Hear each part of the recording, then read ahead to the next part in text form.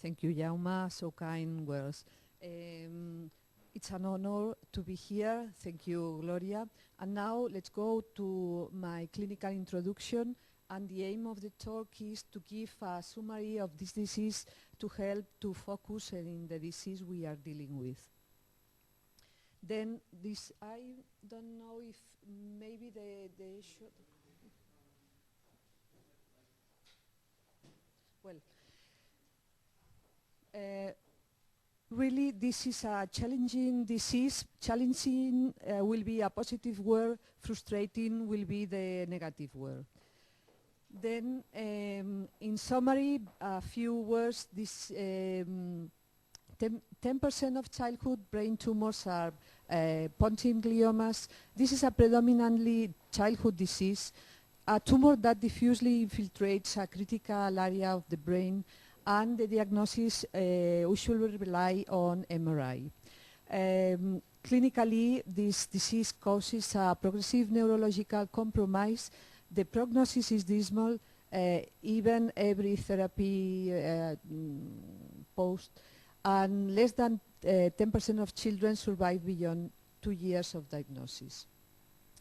A few words related to brain tumors in children. Their incidence, treatment, and prognosis rely on basically 3 points. Histology, that evidently has a relation to biological behavior. Anatomical location, this is important especially for surgeons, but has also relations with incidence, histology. And patient age, also related, but also poses problems for therapy, especially for radiotherapy. Then, as we are dealing with brainstem tumors, it's important to remember the anatomy of this part of the brain. Then here you see the 3 main longitudinal divisions. One is the midbrain, the upper part of the brainstem.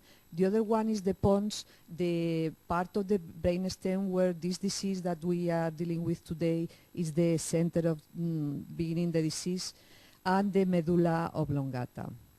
But also brainstem has another, those were transversal divisions, also some longitudinal divisions. From dorsal part to ventral part, this is a section of midbrain, and in the upper part of the midbrain there is the tectum that comes from the Latin roof, and there are the superior colliculi with the visual reflex and auditory reflex part. Tegmentum is going from dorsal, where cranial nerve nuclei are houses, reticular formation, sensory tracts, and in the basis is where the long motor tracts are. Then graphically, if we place those elements, we see the tectum, that is the roof, the upper part in the midbrain, lamina quadrigemina. Here are the cerebral peduncles who are attaching all the tracts to the brainstem. This part is the tegmentum, more dorsal than the basis. And tegmentum is where cranial nerve nuclei are, reticular formation, some sensory pathway. And in the basis, in the pyramid, the motor tracts, and here is where the motor tracts decusate and changes their laterality, ending in the cranial, the spinal cord. Then another important point is that practically all cranial nerves are places their nuclei in the pons and in the medulla and the midbrain, but the first and the second cranial nerves, and the 11th that is part of in the spinal cord. Some anatomical, and this is very important, as you know, because for clinical reasons, those are one of the most important findings in the brainstem lesions. Reticular formation is a part of the brainstem, is an important has important functions, not only the classical modulation of states of arousal awareness, but also has an important role coordinating autonomic functions, pain pathways, and it's very important also coordinating movement, especially postural control.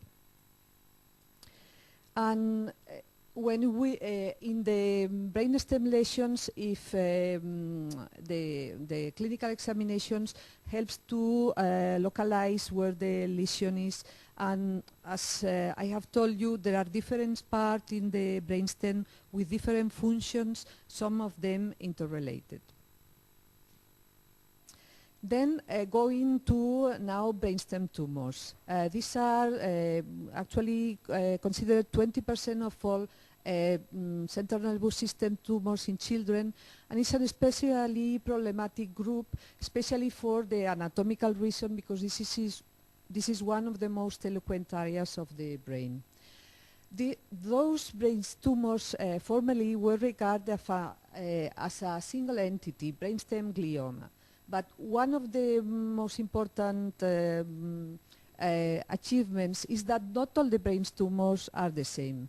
We are dealing with one of them, and we have to know to differentiate this tumor we are dealing with, because these tumors have different biological behavior, and this is well explained just with the imaging, where we can differentiate what are the disease we are dealing with, diffuse tumors, from what is called focal tumors. Unfortunately, majority are diffuse tumors with the pons epicenter with a diffuse growing that are not surgically, it's not feasible to resect. Usually they are high grade and the prognosis is dismal. And this is different from the focal tumors that are unfortunately not so much, and could be places in midbrain, in pons, in the medullary junction. They are usually low-grade tumors, but not all. And in these cases, and more, possibly surgery and much better prognosis. Some examples, what are focal tumors like this, that is a midbrain textile tumor, usually presents with hydrocephalus, and after controlling the hydrocephalus, this tectal tumor you see in the roof, in the tectal area, stands quite stable and many years passes without need for treatment. Or like that, low-grade tumor and exophytic pilocytic astrocytoma, also with a very long course and good prognosis. But not always they are low-grade. This is a exophytic brain tumors and was an anaplastic astrocytoma with a bad prognosis. But also we have some pontine tumors that it's difficult sometimes in epidemiological studies to differentiate, because as you see, they are located in the pons, but they are quite homogeneous, and this case particularly was not biopsied, not resected, but this is today more and more this is performed. This patient has radiotherapy, resolved completely all symptoms, and we thought this is a probably low-grade pilocytic astrocytoma. And just a word about pilocytic astrocytoma. This is an adolescent with a brainstem medullary junction with a very enhanced tumor with a high uptake in the PET, in fluorid PET. And this is for an adult neuro-oncology. He thought of glioblastoma multiforme. A pediatric neuro-oncology thinks in pilocytic astrocytoma that was really this tumor. I mean, because sometimes pilocytic astrocytoma has special imaging features. Then, what's the problem we are dealing? Well, we see brainstem tumor is not the word, because there are many entities. Brainstem glioma is the same situation, pontine glioma no. But we are talking about a diffuse brainstem glioma intrinsic, that is the disease to talk.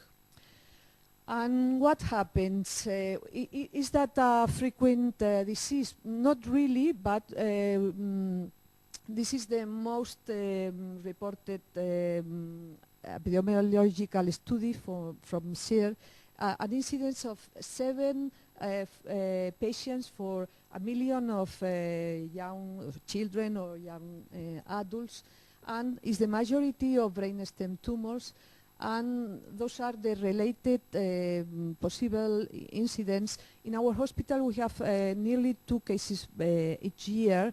It's different, sometimes the last year more cases, some years we have no, but more or less is that.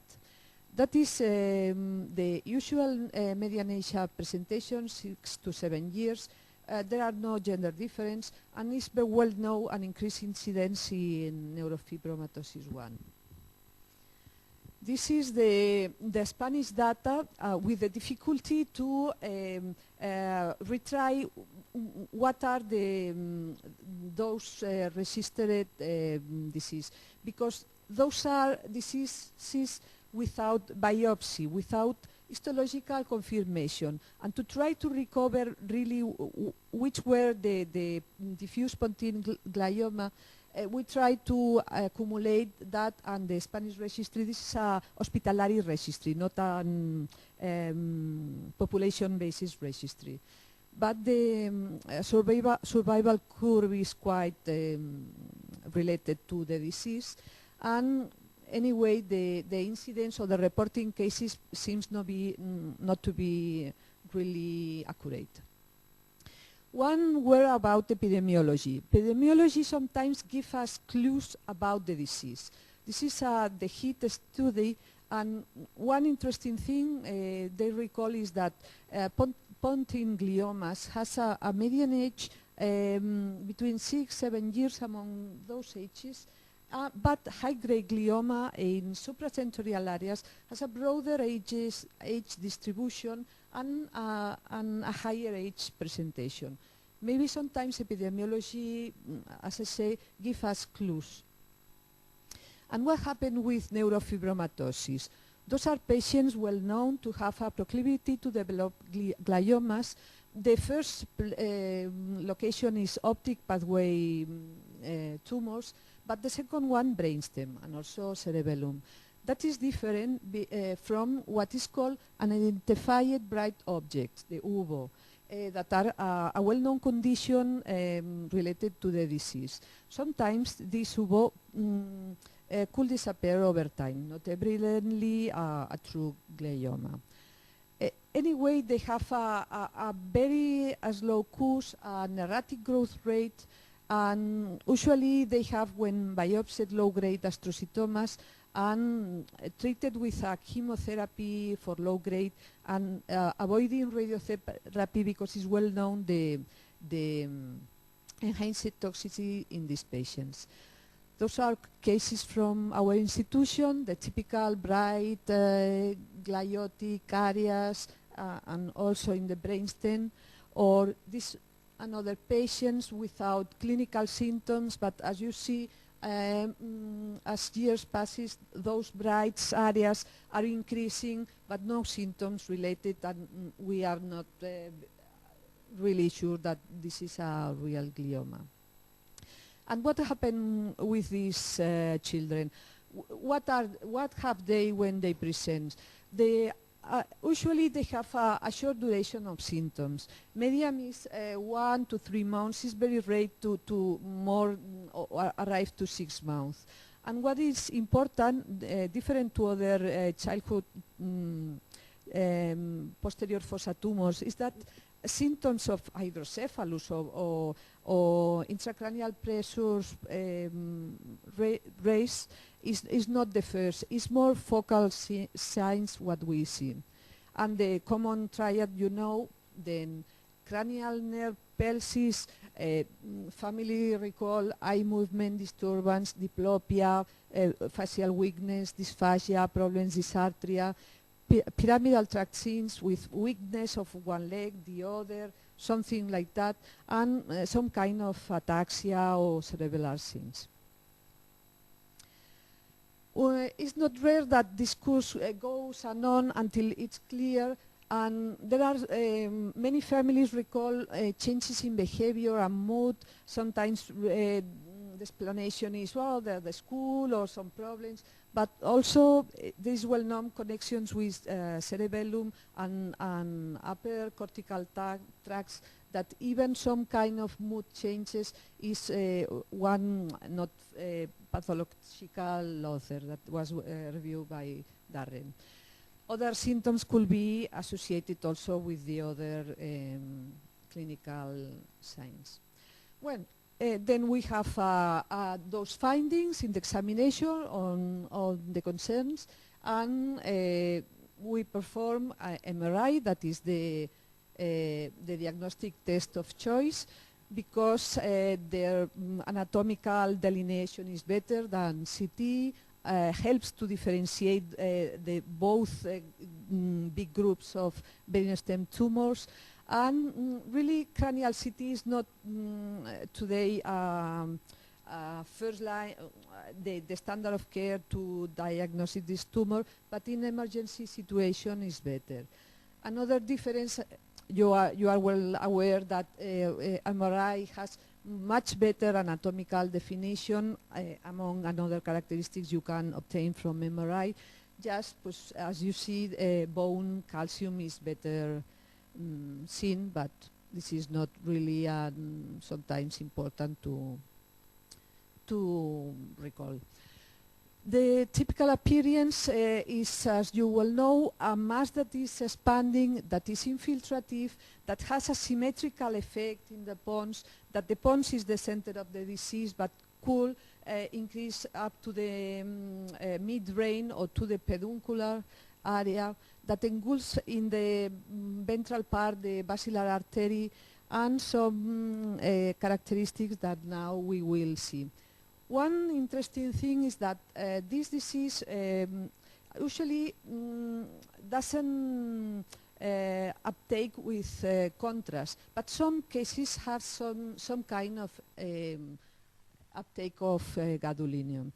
This could be this is one patient of us with this pons, big mass, with a flare, well delimited, better than in T1, better than with gadolinium. As you see, there are not an uptake of the contrast. The basilar artery is engulfed and is well delimited here, but the tumor, it doesn't enhance. T2 flare delineates well area of the tumor. You see here up to the midbrain how the tumor goes. And this is another patient also from us that has maybe it's the same tumor. You see on flare, you see T1 hyposignal intensity, but with gadolinium we can see some kind of ring enhancement, some areas.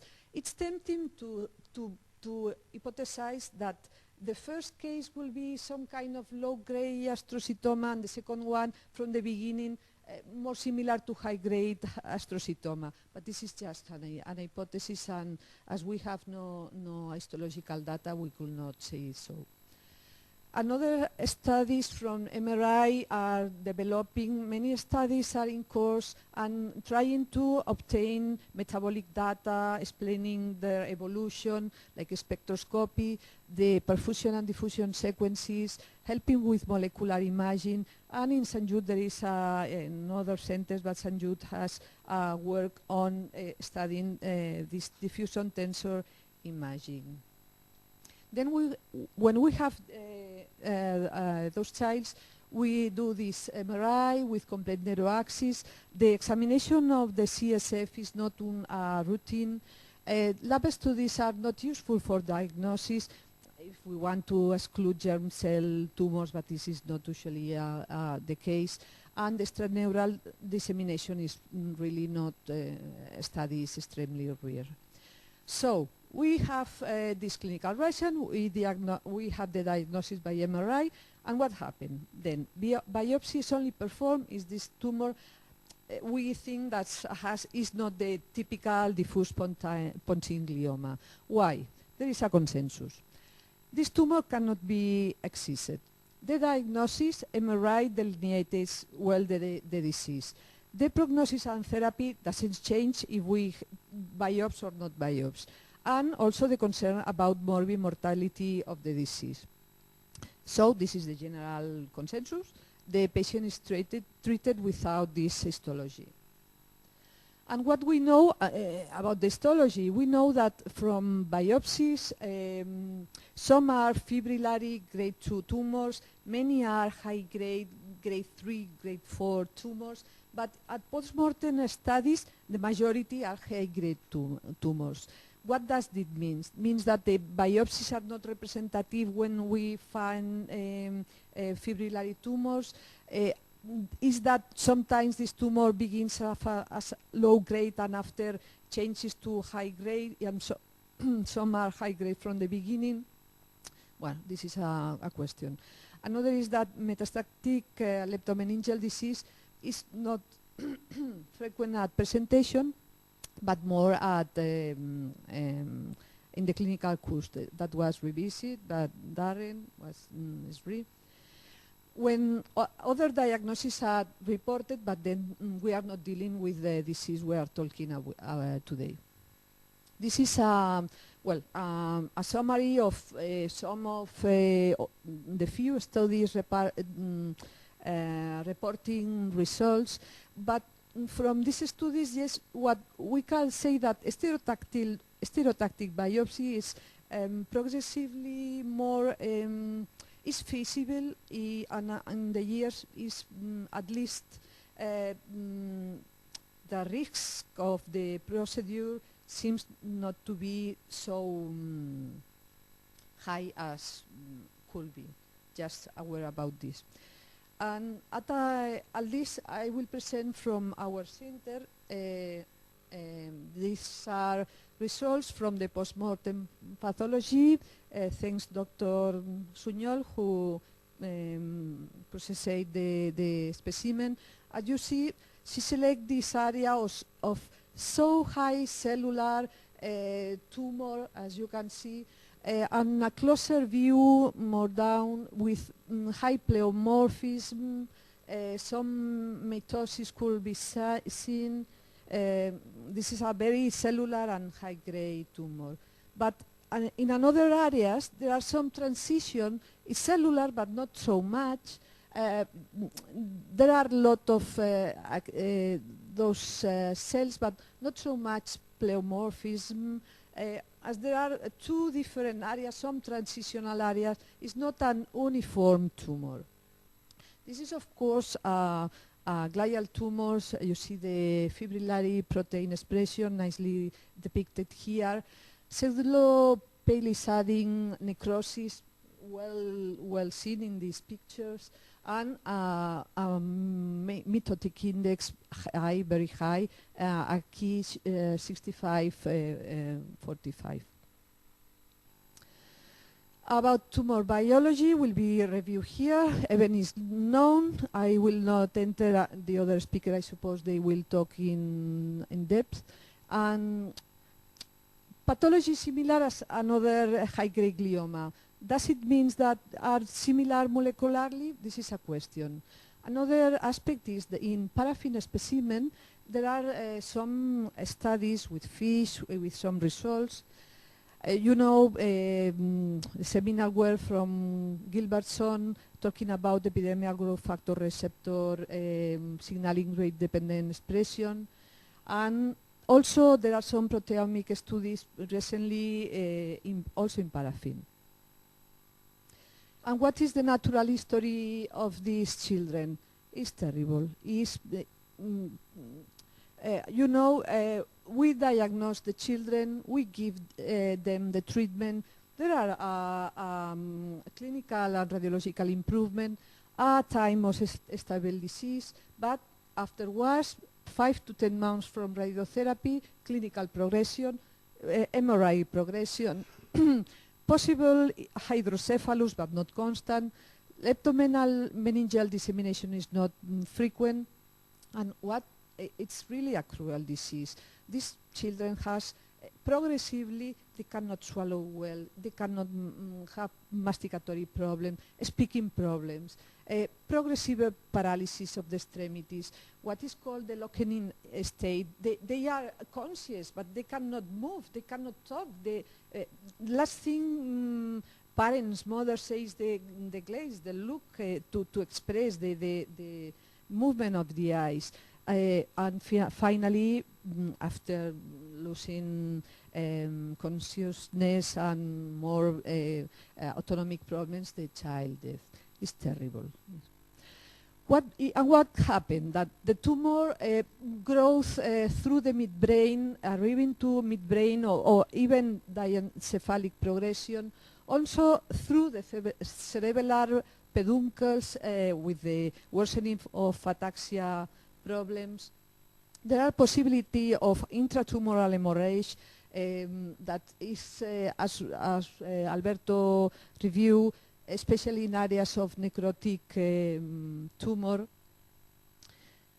And what treatment do we give? Then we cannot operate, then standard of care radiotherapy, palliative and support, because also chemotherapy has not changed this prognosis. About surgery, that is called when there are hydrocephalus that at presentation is not very frequent but could increase with evolution. What could be done, shunt or endoscopic third ventriculostomy that is less dependent from a device. And radiotherapy, as you know, is the mainstay of treatment.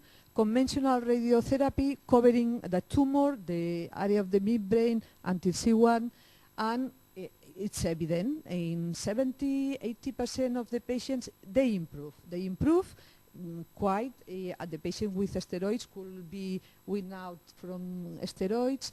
Sometimes we don't see so clear radiological response, sometimes very clear. But what is not stunned is that the radiological response or the clinical response has a prognostic relevance. This is one of the children we have treated. This is one of the most recent. You see the typical diffuse tumor, well seen in T2, flare, T1, and you see after radiotherapy, impressive change. Has this relevance? It has not been shown.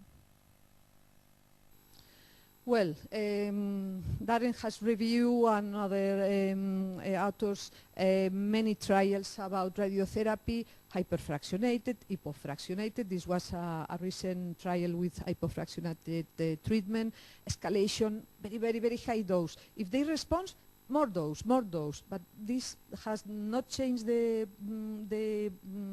prognosis, the clinical course, and even worsening clinical conditions.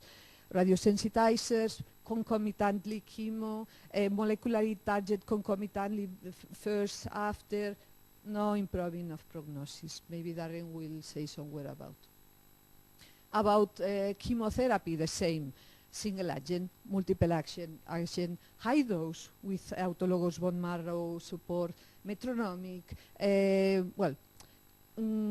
are some problems in the analysis that Darren will explain something about. But, well, so what, at least as neuro-oncologists, always we are optimistic or positive, or at least, what I mean is that, no, the prognosis is terrible. You see, this is a mono-institutional experience comparing with different protocols, one with high dose, one with not so high dose, no changes in prognosis. But, well, another studies, a multi-institutional, this is the German group, this is a French group. Well, prognosis is dismal, but patients with chemotherapy, maybe they add something, but evidently not definitely more.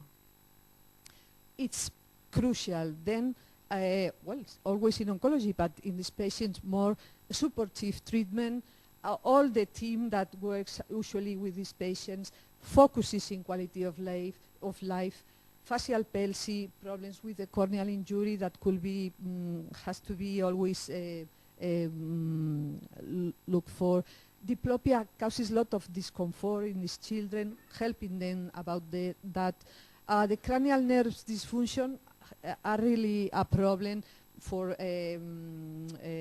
alimentary, for risk of aspiration, communicating issues when they cannot talk well, how to express, how the parents can know what the child wants, and palliative rehabilitation, not because this patient has a dismal prognosis, has to be abandoned. Many things could be helped for the quality of life. And a word about corticosteroids. Are a potent anti-inflammatory drug and could control, at least temporarily, racist intracranial pressure symptoms, not so much neurological symptoms, or for instance, edema for radiation. But as you know, prolonged therapy conduces to a severe adverse effect.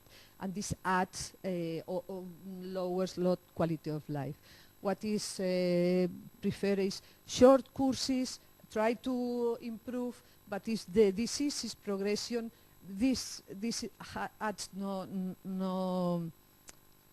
good for them. 2 minutes then. Then the worst outcome in these tumors. Prognostic factors, as we say, neurofibromatosis, it says symptoms, short, a long presentation, not many nerve pulses affect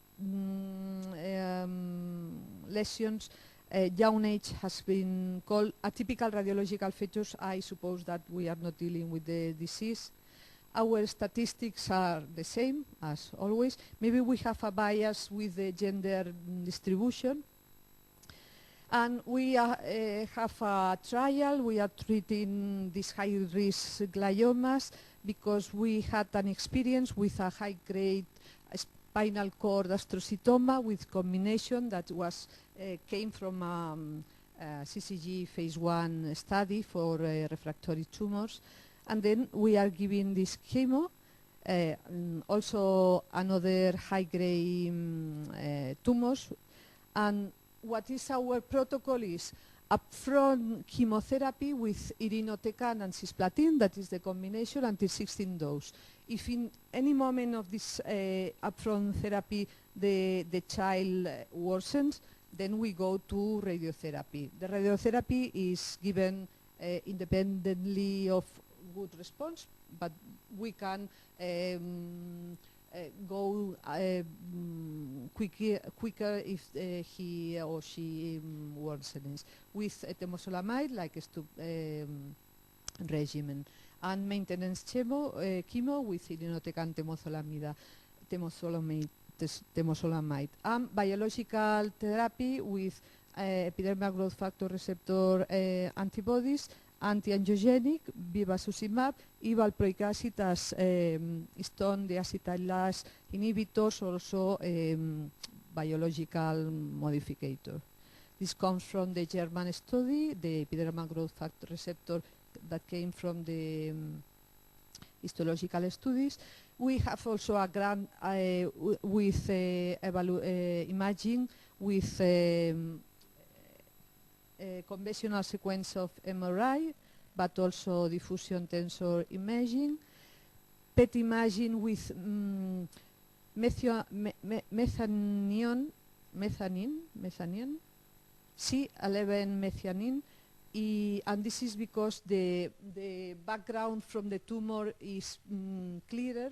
This is one case of us with depicting very well a relapsed anaplastic astrocytoma. And finally, conclusions. Then, what are we dealing today? Children with disease with a dismal prognosis. Diagnosis based on MRI without histology, usually. With scarce data on histological and biological specimen. A disease resistant to all therapeutics. and a consensus with the use of radiotherapy, but only extends progression-free survival and doesn't change the outcome. Chemotherapy, not a clear role. New agents until now, we'll see speakers if they bring new words, not improve prognosis. Evidently, survival is the best marker of advance in the disease, but evidently in this child's quality of life must be taken into account very deeply. And we need new strategies that are the reason that we are talking today. And just an honor to these children, to these families, and they teach us very much things. Thank you.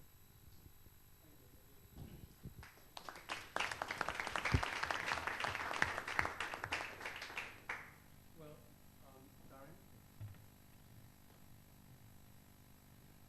Darren comes from Royal Magdalen, and